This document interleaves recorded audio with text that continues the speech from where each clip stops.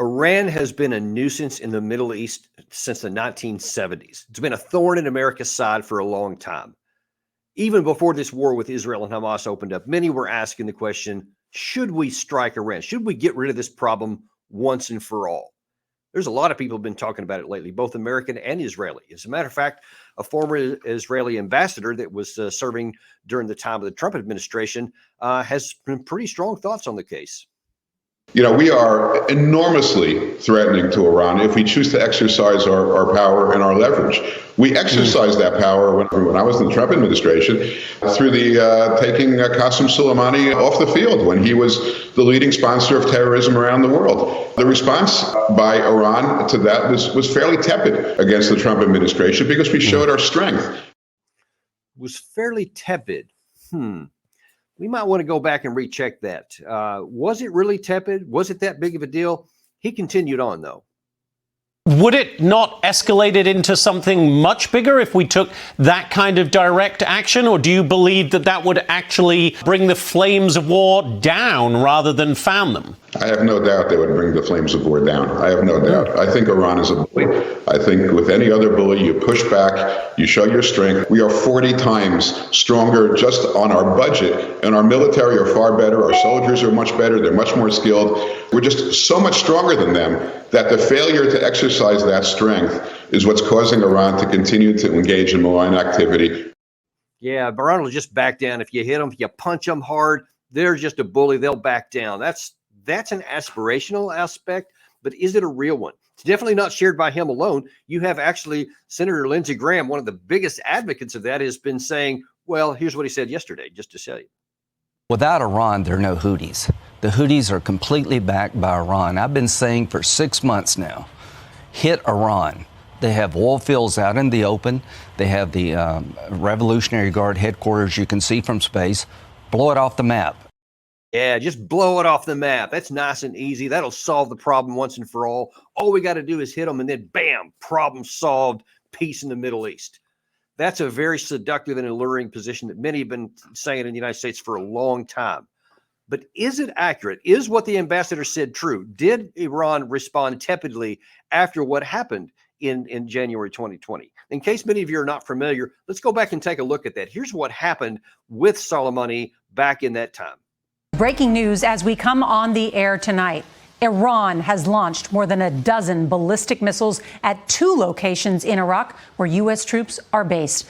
The Pentagon says the missiles were fired from Iranian territory in retaliation for the U.S. drone strike in Baghdad last week that killed Iran's top general. President Trump said today he was prepared to strike back if Iran retaliated. And we're told he is meeting with his top national security advisors at this hour inside the White House. Now, at that moment, the United States had just days before assassinated one of the top military leaders of the IRGC, the Quds Force, that's basically the military arm of the Iranian regime. And at the time, it was said, he was planning all these nefarious things. He was the senior leader for a lot of these terrorist attacks. And if they took him out, it would just cripple their ability to conduct these kinds of operations. That was the belief. And so President Trump ordered the launch, took him out, and then days later, you see that they responded here. Now, in the aftermath of the actual assassination, Iran was quite unequivocal about what they were going to do about it. And anger at Friday prayers in the Iranian capital for the assassination of a man who led the charge against ISIL in Iraq and Syria, and whose death seems likely to lead to more conflict. God willing, it is now time to clear and cleanse the region of these devils. It is now time to show more resistance to the Americans and show our resistance with action. And what action was he talking about?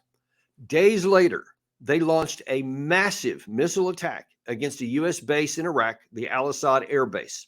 And I'm going to show you some scenes here. This is from, now again, these are missile strikes. And this was an American drone that was set up because apparently we had some notification that these attacks were coming.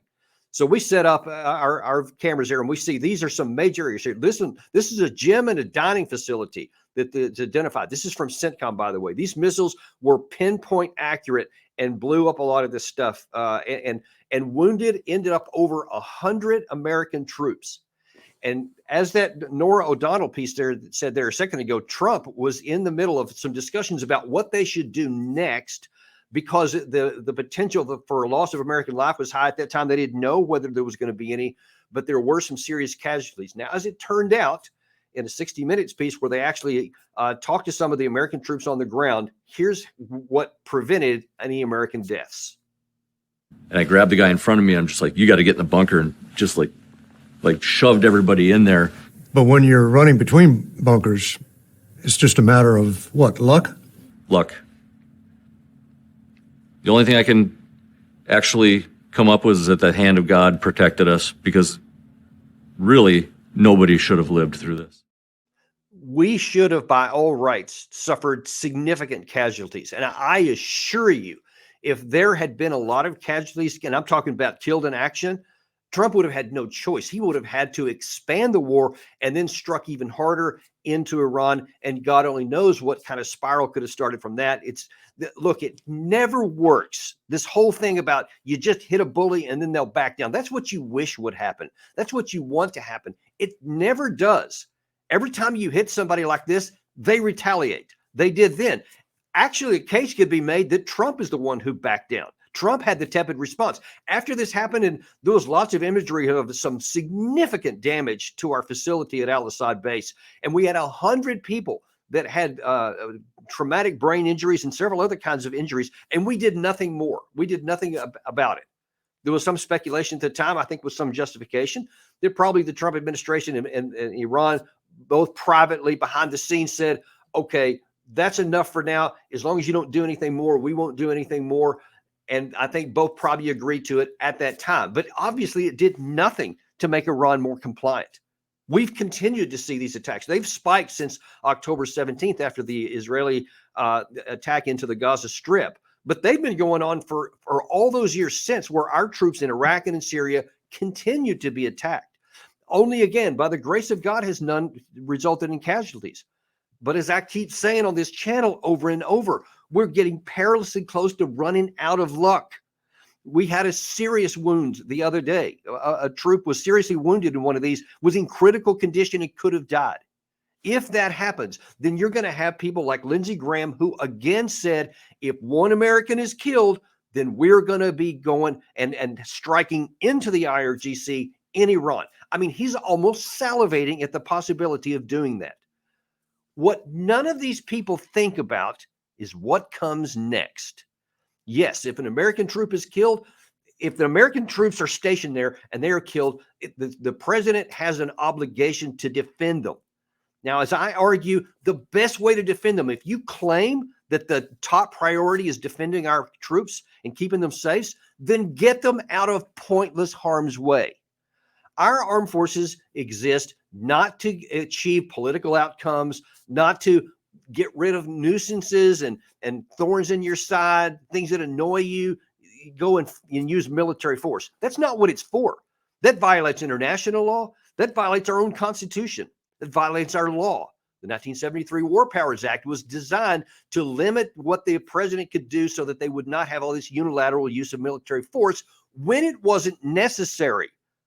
The Article 2 of the U.S. Constitution, Article 1, says that the powers for declaring war rest with Congress, not with the White House, with Congress. They have to declare war. They have to authorize it. We should only authorize military force if our country is attacked or is about to be attacked.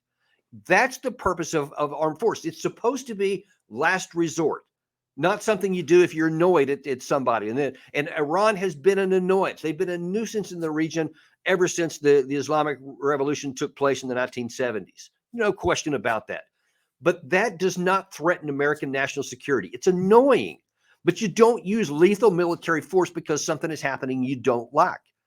When we do that, when we have done, and we have been egregious violators of using military force left and right, all across the map, Republican, Democrat, doesn't make any difference. No matter who's in the White House, who's in Congress, we're equally violators of this. It's never worked out good.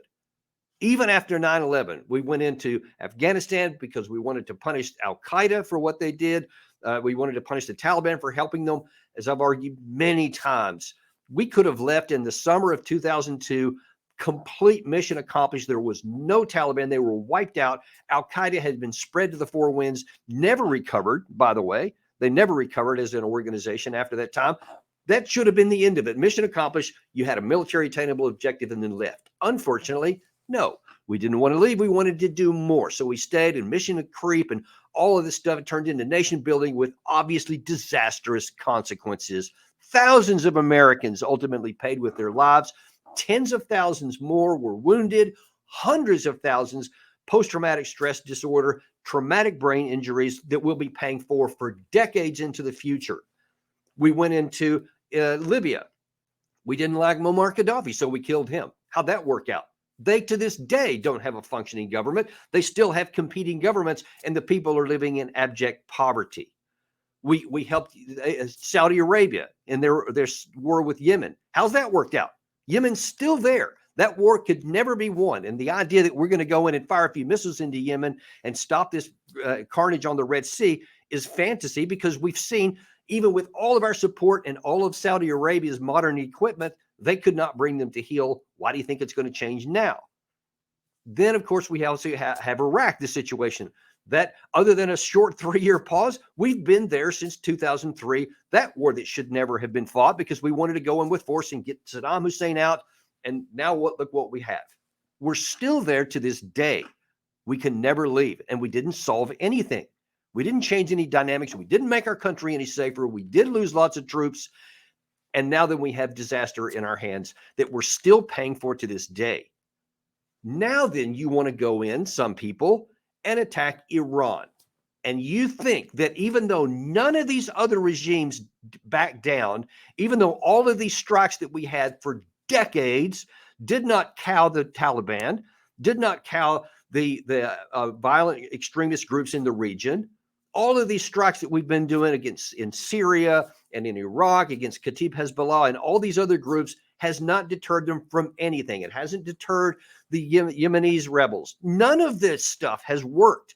Why in God's name do we think this time it will work? Even though when it's failed all these other times, we want to try one more time.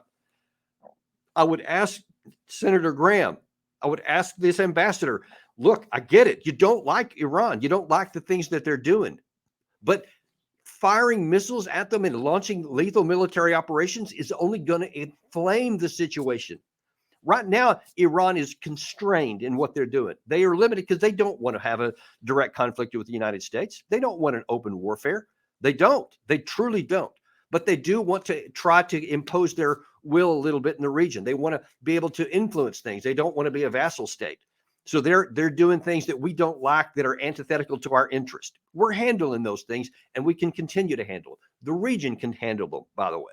Also, Saudi Arabia and Iran, they've had, decades of enmity and conflict. Obviously, Iraq and Iran had wars in the past.